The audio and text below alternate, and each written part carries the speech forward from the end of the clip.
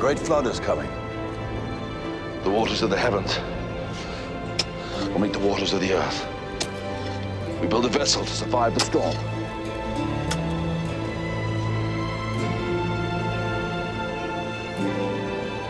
We build an ark. All right, everyone, before we start, I got to tell you right now that Martin is not here. Martin was swept up in a great flood. He could not. No, Martin, we didn't get a screening for this movie. And Martin didn't get a chance to see it. I went to go see it on my own, and he didn't really have an opportunity to break away from what he was doing to come record with me. But I wanted to get this up sooner than later, so I brought in two other biblical figures. I brought Mikhail, and then I brought, well, you're not going to be in it, but I got Ezekiel here. Yeah. From two Old Testament figures. I believe Ezekiel's from the Old Testament book of Cornflakeus. Yeah, actually, you're my God. Because Ezekiel's the one that gave me $10,000. So I pray to you, and I do everything you say, and I'm very humble to you. See? And notice I ain't saying shit to him now. Yes, Lord. Yeah, praise the Lord, yes. But, Mikhail, how you doing, man? Korey, Yes. you must be truly desperate to come to me for help. I was. Great to be here, though, man. I was. It was either going to be between you and Ezekiel. Yeah. I can't understand what the fuck he says half the time. So I had to come to you. Darren Aronofsky is directing Noah. Now, people were complaining about this because they said, "Look, come on, this motherfucker, he don't even believe in God. You get him to direct Noah?" Yeah, that's what I'm interested to find out about. I'm sure we're going to unfold that. Because in my mind, when I heard it, I'm thinking this is him, doing the sellout move. Like, they want me to do the big set piece movie, make some cash. Fuck it. Let's go. Yeah. So in my mind, I'm thinking that's what the situation is. So I'm interested to find out if that's the case. Yeah. Darren Aronofsky said, "I might not believe in God, but I believe in a check." Yes. The hell with what you think. But Let the floodwaters open and the tidal wave of cash flow in. Yeah. Y'all can open the flood of all the bullshit talk you want to. I'm on the way to the bank. I'm on a boat, bitch. But I can understand Christians being upset about this because I'm not gonna lie. Now, if I was a Christian, I'm gonna put it out there myself. I'm gonna let people know that if you don't know by now, I am an atheist. I don't believe in God, but I'm not going into a movie like this with any kind of grudges or expectations. And it's still a pretty compelling story. And yeah, biblical stories are great. Yeah. I still love the Ten Commandments. I still love watching all that, Ben-Hur and all those things, man. Ben-Hur was biblical, right? Yes. Ben-Hur? Ben-Him too. But with this, I expected a straightforward telling of Noah. Mm-hmm. Yeah, I expected that everything that I learned in Sunday school. But I went in there. Now, see, if I was a Christian, I'd be kind of upset because they did a bait and switch on people. Okay. Because they were selling it as that straightforward biblical story of Noah. Mm-hmm. When you get in there, all right. It is some straightforward post-apocalyptic science fiction, Lord of the Rings, medieval fantasy shit. All right, this is kind of cool. And it could work for Christians or it could work against them. Okay. Because on the one hand, kids could go in there and watch this and be like, "God damn, the Bible's cool than a motherfucker, man." Shit, this is a Masters of the Universe shit right here. Or people could walk in there and look at it like this, and then they could finally realize, like, when you put it this way, okay, this shit is kind of stupid. Now that I'm looking at it. Yeah. Now that I got special effects with it and everything, yeah, this is kind of silly. But I'm going to tell you, man, I really did enjoy this movie. What they managed to do is they managed to take a different visionary step towards it. That's what I love about Darren Aronofsky. Darren Aronofsky himself said, maybe I'm not buying into it, but I was always kind of fascinated by Noah because Noah was pushed around by God. He kind of turned into an asshole. He had survivor's guilt. All right. So are we looking at how much of this is the origin story as compared to the adventure? For people who don't really know about the story of Noah, I mean, we all know about the flood and we know about bringing two animals in at a time so they can all fuck when they get off the boat and recreate and all that kind of stuff. But what this deals with, and look, I'm not too brushed up on the Bible myself. Oh, It's been a while since I've been in a hotel room and read that Bible in there in that drawer. But here you have two descendants of people. Now we know the story of Cain and Abel. Cain picked up a stone and knocked Abel upside the head and killed him. Yeah. So we have the descendants of, we have the Cainites in the Abelites or whatever, the Sethites. The heirs of Cain are assholes, and the other heirs are decent people. The last of them being Noah, who's played by Russell Crowe. Yeah. Russell Crowe is he's a decent person, just trying to fend for his family. There's nothing out there but dirt, rocks. You might find It's all gray color scale. all gray and everything, and you might find one bit of happiness, might find one little flower, and his son is out there picking flowers, and he's like, son, we must not take away from the earth. He's the first environmentalist. He's like, boy, don't pick up that flower right there. That belongs to Mother Nature. Put that back. But the other descendants out there, they're running tribal. They're out there hunting animals. They want to kill whoever they come across. Wow. But don't get it twisted, though. Noah's still a bad motherfucker. I mean, he's an environmentalist. He's kind of a hippie. He's kind, but if you try to mess with his family, he will whoop your ass. He got that old man strong. Yeah, he's shit. Don't fuck with me. Yeah. Just because I'm out here picking flowers and shit. Don't think I won't beat the shit out of you. He starts to get visions that it's finally about to happen. Mm-hmm. God is pissed off. I'm tired of y'all fucking with my planet. I'm gonna wipe out everybody. No, but you badass. I'm gonna keep you down here. You put my flower back. Yeah. You have respect. You're nice. You take care of your family. You don't fuck with people. I'm gonna leave you alone. But the one thing, and he's getting all this through visions. But he feels like, yeah, it's happening. God's gonna wipe everybody out, and it's gonna not be through a fire. Nothing's gonna consume. It's gonna cleanse. Yeah. And he decides that, all right, I have to start building this big old boat. Get my family on there. That's the gist of it, man. But really the interesting things about this, the post-apocalyptic part of this comes in when you start to get the history of these people. This could be set at any time. Some of these actors have said this. This could be set in the future. This could probably be set in the past. Maybe this isn't the first time we've had the advancement of man. They just show you hints of technology, industry, just glimpses of it. Mm-hmm. And these people, the way they dress, they're not dressed like the Flintstones. Yeah. Some of them are wearing hoodies. Some of them are wearing. Well, they got Uggs on. Looking like teenage runaways and shit. But it's not that blatant. It doesn't look like it's like caveman clothes, but at the same time, it doesn't look like modern clothes. Mm-hmm. It looks like they were just wearing really cool rags. All right. On top of that, there's these creatures in there called the Watchers. These fallen angels have come down and been encrusted in rocks and are trying to protect what little there is left from the destructive nature of man. They have 6 arms and glowing eyes and kind of maneuver like hermit crabs. And would definitely make a cool action figure if they sold Noah toys. So you have fantasy elements in there that like that. So what I'm telling you, see that science fiction part, but then you get into this part where we have, like I was saying, the Lord of the Rings part. You have creatures in there. You have miracles that occur. Mm-hmm. You have magic that's there. And it's interesting to see how Darren Aronofsky has decided to update this kind of story. Uh-huh. I mean, like I said, if I was the way creationists are trying to show you how man rode on dinosaurs, riding velociraptors like they're fucking horses and shit, I would look at this and say, you know what, this is kind of a cool way of looking at the Bible. Uh-huh. Shit, we make up shit all the time. Why not this? You seen Cloud Atlas? Yeah. But it lends itself to a good retelling. And it doesn't take away from some of the drama and the darkness of this, too. I mean, a lot of people forget that. Well, we got Aronofsky. He's not going to be in there like shining rays of sun and cotton candy. No, he ain't. He's the most depressed director out there. I'm surprised. I'm happy when he makes a new movie. Yeah. Because I always expect somebody to find his ass hanging from the ceiling. I'm like, good, you made another movie. He's still alive. Yeah, we're still in this. Yeah. But that darkness is there. And it's needed for this. Because a lot of people, we all have a tendency to forget. We go to church, we see Jesus hanging out with lambs and shit. We forget that the Old Testament was a very dark book. Yeah. And this movie is... it has very dark drama in it. I mean, forget the flood. Being on that boat with fucking Noah is bad enough. They get into a family conflict. He has 3 sons.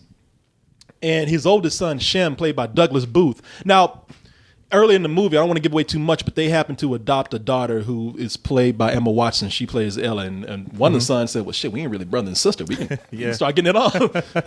and I'm not Cain, so we are able. And we are able to do this. and yeah, they getting it on, man. And his youngest son, Ham, played by Logan Lerman. Who was also in another religious story, Percy Jackson in the Lightning Thief. Oh, yes. Which is actually more believable than the Bible sometimes. But he's got no woman. Like, there's no other girl around. And how old is he? Old enough to want to get some. Is he older than the... No, he's the younger brother. Okay. In fact, he's out there trying to get it on with Emma Watson. He looks back in the trees and Ham is back there and he's like, "The fuck out of here, pervert. What the fuck you doing, man?" And he's like, in those times, what else has he got to do?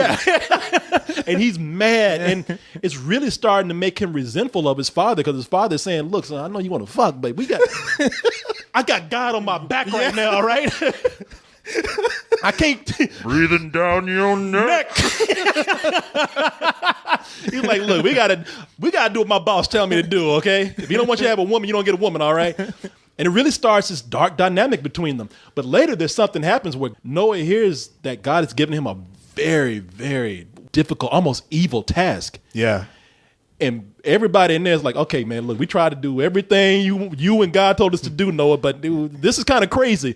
And Noah's like, "Look, God told me to do it. You can do this the easy way or the hard way." And the whole time they can't go anywhere. They're on that big ark. They're on that boat. And the whole time everybody's trying to have a good time, go about their business, but Noah's just lurking. Like, I ain't forgot what God told me to do. You know? This ain't no grab ass boat. No. This ain't the SS Chuckles. Yeah, they out there getting ready to party and shit. I ain't forgot. Yeah. Hey, I had a good time with y'all tonight. Hey, still gonna do what God told me to do. Fuck y'all. Good night. And it's scary to see Noah take that dark side. I mean, it's and one of the things that Darren Aronofsky is able to do with Russell Crowe here, and what Russell Crowe is able to do with his acting here, is to capture that torment. It's driving him insane. He doesn't want to do it. That makes him actually more threatening because he's forcing himself to be that dark. Yeah. And it's scary to watch him with these people trapped on this boat with him, man. It's a hell of a burden. Yeah. Yeah. Hey, I'm God. Yeah. So, don't question me. Yeah. Just do it. God, do I have to? Yes, you do.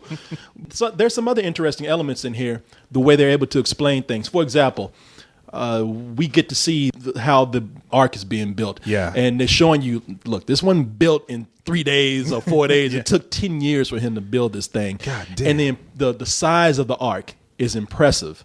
Obviously, it was a combination of CG and a real set, but it's hard to tell where does that set end and where does it blend in with the rest of the CG parts. Yeah. I mean, it's huge. So they pulled it off. They did. They really did.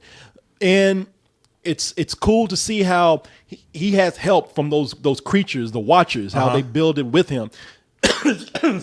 Excuse me, I'm choking me up, man. It's beautiful. Shit, I was moved. Hallelujah. I believe now. I got that spirit. Praise be. Praise Jesus. But do the animals help? We ain't have no monkeys in there. Like, what's up, king, king, king? Little hammer. Yeah. God damn it! Somebody get that goddamn monkey over here. He's jacking off everything. What?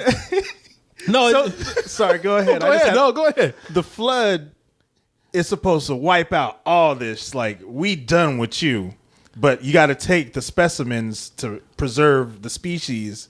So, did we have any sad, tearful, like giraffe, like farewells, like where there's a herd of giraffe and those two are going? It's like, bye, mom. Yeah, please, man. Yeah, like old giraffe. Yeah, we've lived our life. Yeah. Go forth, son. You go forth, Jeffrey, and take your hoe with you, so that you may carry our breed. No, no. What's interesting about this is that, again, Aronofsky, he puts up enough of a front to capture the spirit of this telling of Noah, but also, if you look carefully, there are hints of maybe evolution in there. The earth was created on this day and that day and this day. Yeah. But they still show you how maybe billions of years for us, maybe it's a day for another measure of time. Okay. And so you see all that. And the reason I'm bringing this up is because these animals reflect that too. All these animals start coming in waves at a certain point. Mm-hmm. And they're not, except for maybe snakes, these animals, you can't really tell what they are. Yeah. And, we don't get to see, we don't get, not like a giraffe. No, we don't see a giraffe. We might see, an elephant with a long neck or something. Come on, but it's never, none of these animals are clearly a certain species. So that, if you really notice, if you really look at it, that's another thing that was cool about it. And one of the things that they address here is that, see, you that's thinking, a cool idea, yeah. So you're thinking, all right, this is kind of badass. You're seeing like the precursors to what may look like it will be this certain animal. If you don't fight it, there's something in there. Like I said, man, you can make sense out of this any way you want to. You can come in as a Christian and say, okay, I can see how this would fit in the time frame of a biblical story. Now, the cool thing about these animals, you're thinking, well, shit, these animals are on this boat together. When they start eating each other and fighting each other, and it's cool the way they explain it. Noah gets these animals high as hell. That's why he was saving those flowers, because those were the ones he needed to make that medicine. To make that opium, yeah. That ark looked like a crack house for animals.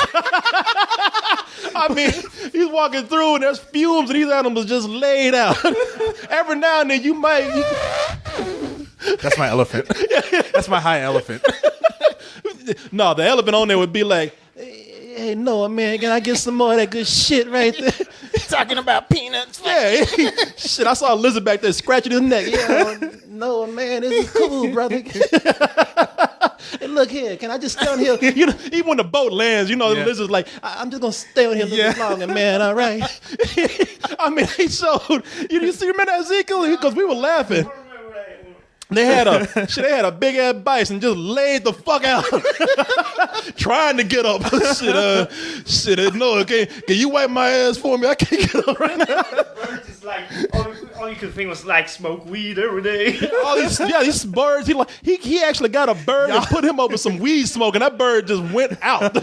Y'all think y'all on the ark, nigga? I'm on a yellow submarine. Yeah, animals on there tripping and shit. Shit, Noah, this is the most righteous ass party I've been to, man. Yeah, it was cool to see that. And speaking of being dark, when you see how these other tribes are, you were saying, yeah, God, wipe them the fuck out. They have got to go. There's a part where Noah, I mean, we get to see bits and pieces of how cruel these people are, but when they're all together in that camp, Noah is going there to try. Because his son keeps saying, look, I got to have a woman now. He's like, shit, all right, God damn it. All right. So he goes over. My prom's coming up, May 28th. Yeah, he's like, all right, shit, I'll get you a woman. So he's trying to go find his woman. He goes to the tribes and he goes on and he says, shit, fuck this. He turns right back around because he looks at them. Yeah. They are fighting each other. They're raping and they are kidnapping women to trade for food. And I mean, they just yanking women out by their hair in tents. And women like, no, I gotta eat. Get your ass over here.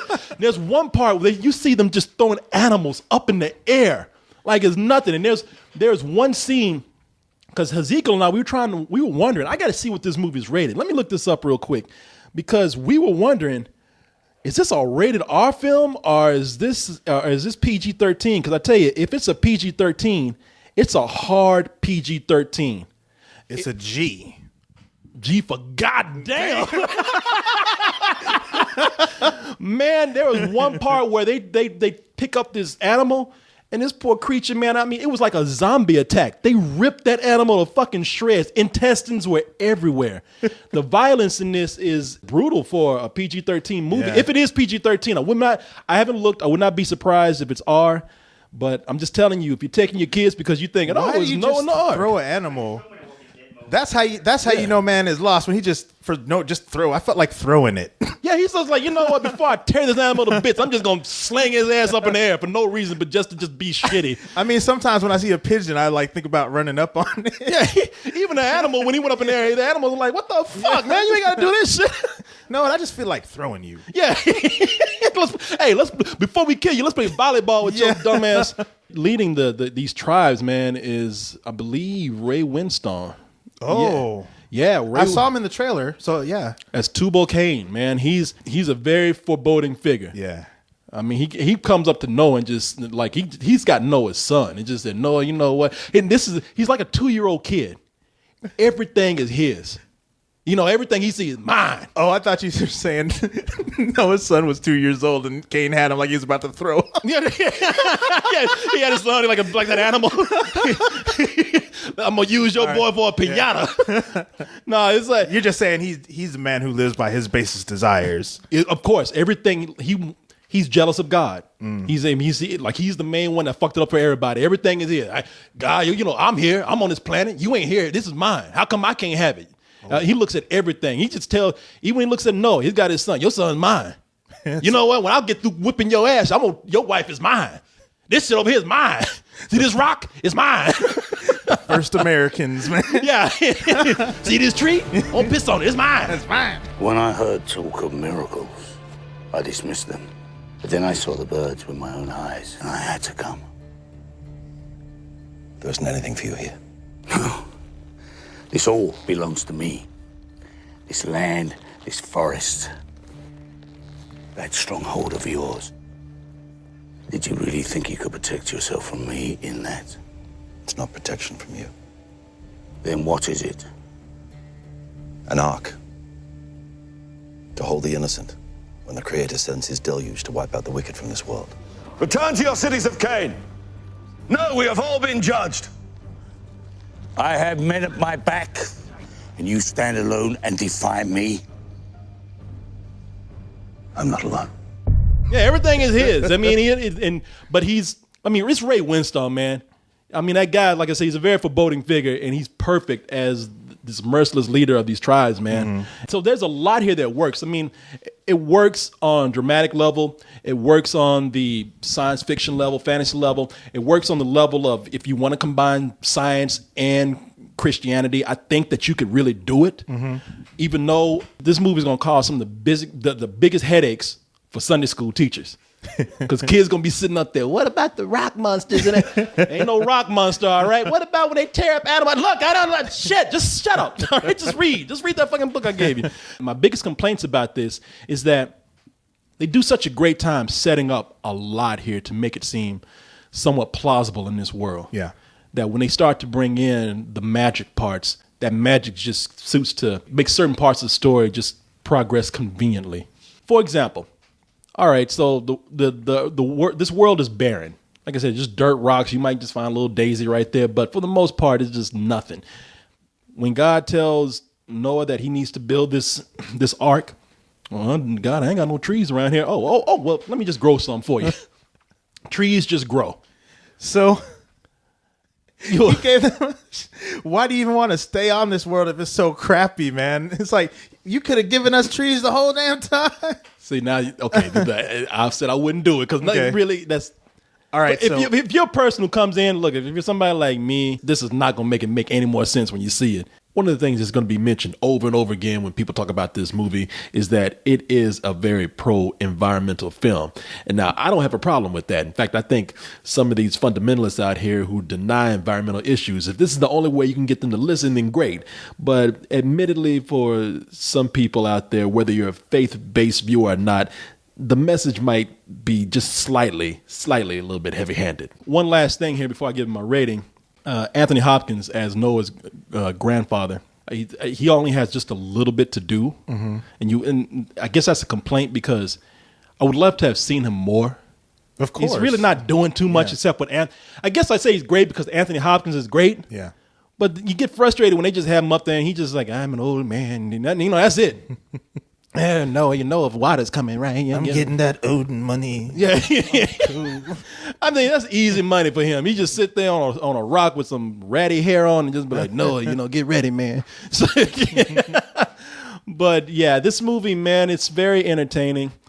And as I know that a lot of people have been complaining about this without haven't even seen it. But I'm telling you, like I said, if you can tell your kid that fucking the Flintstones is a true story, this should not be a big deal. Yeah, and I think it would be.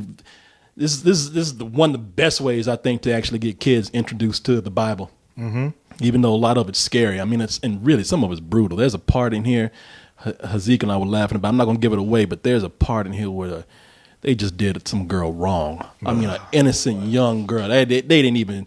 I was kind of mad at God after, like, man, you didn't have to do that. And God was like, I didn't direct this movie. That was Darren that did this shit.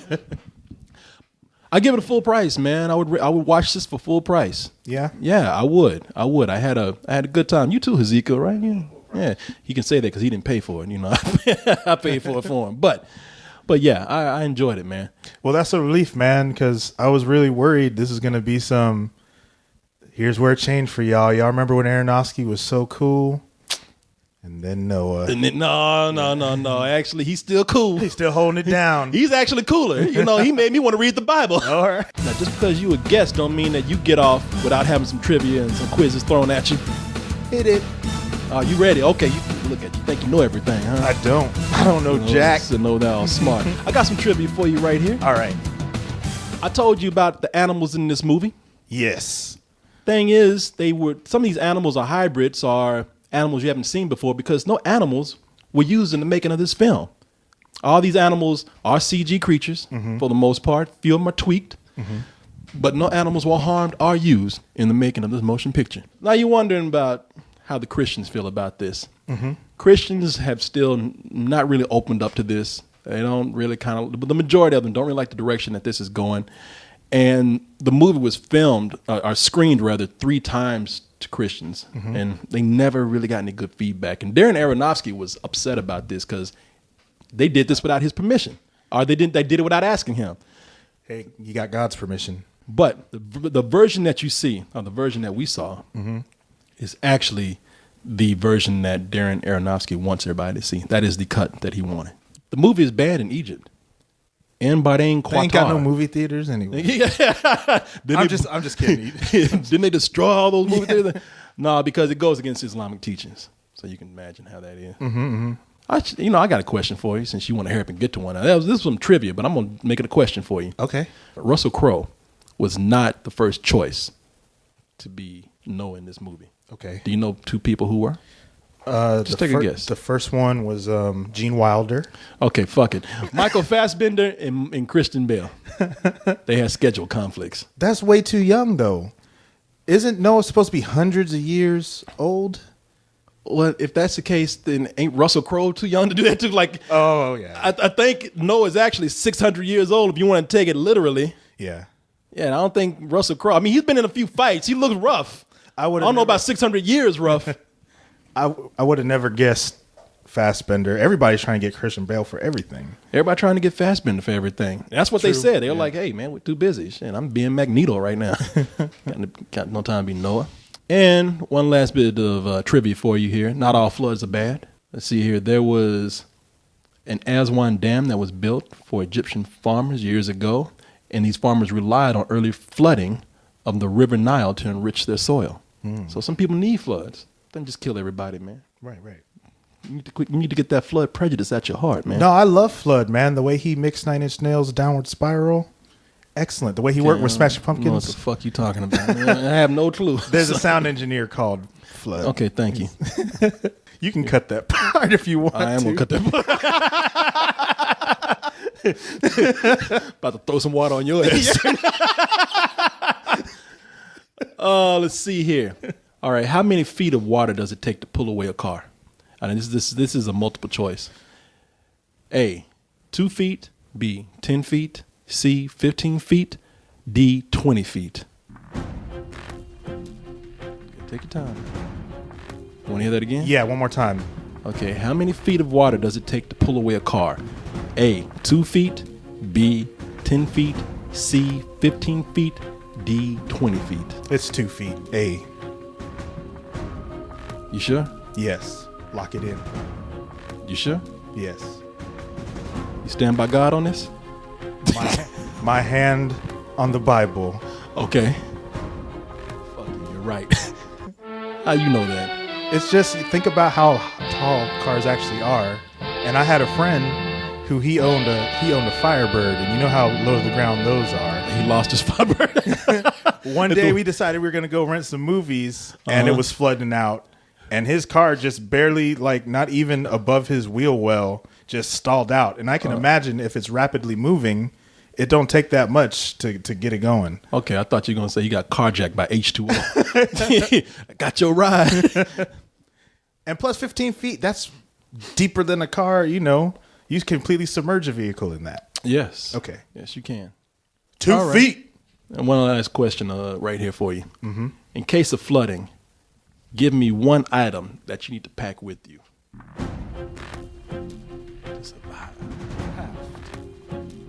No. No, you couldn't. No, you'd be the first one to die. You don't get on a raft and go out in the middle of a flood. What, a water filter? Get a boat. Yeah. First thing you get the hell out of where the flooding is. Get some water wings.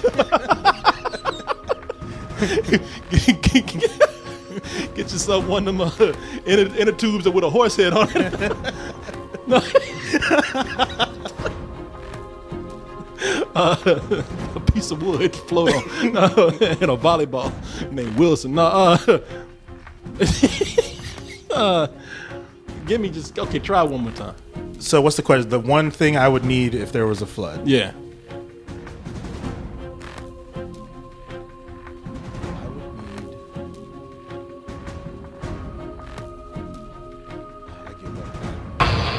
Answers I was looking for: water, batteries, battery operated radio, or hygiene products. Don't be mad, man. I'm trying to give you some information to help you. Yeah, okay. See, that's why you're gonna die, because you sit up here and get attitude when I tell you what to do in a flood. Man, fuck it, that's bullshit. Yeah, I'm gonna die of some old hubris. Yeah. I'm still sticking with my boat. Yeah, I ain't bringing none of this champagne. What Johnson & Johnson gonna say? A snorkel. All right, man. That is the review. That is the quiz. That is the trivia. Thank you for coming in, Mikhail. Thank you for having me. You're welcome. You're welcome. And you're hard-headed, but thank you for coming in. Mikhail, you know what? I'm going to be a good host right here and give you a chance to tell people how to reach you if you'd like for them to reach you. Thank you very much for that offer. Yeah, but you're on the decline? I decline. Okay. All right. Well, if you want to talk shit to Mikhail, just write me. I'm on the Refugees of Spill page quite a bit. All right. So you see me making little comments here and there. K Coolmans. Yeah. KCOOLMANZ at BGA.com. Oh, no, that's my old address. That's my old email address. That's a real old address. What'd you say, BGA? Yeah, that used to be. I used to have an old email address that ended with BGA.com. No, K Coolmans. Bitter ass atheist. Yeah. Big goddamn atheist. No, K Coolmans, KCOOLMANZ at gmail.com. I'm on Twitter at K Coolmans. And Mikhail, they can reach me on Facebook. I'm easy to find. Yep. They've been talking plenty of shit about me, so apparently Making your they've been computer finding go, boom. boom, boom, boom, boom, asshole, boom, boom, dickhead, boom, boom, boom, shit, boom, fuck you, boom. Anyway, people, that is it. Thank you. We'll talk to you later. Bye-bye. Peace. Say goodbye, Zeke. Oh, goodbye. Take care, guys. Oh, look so polite. Except for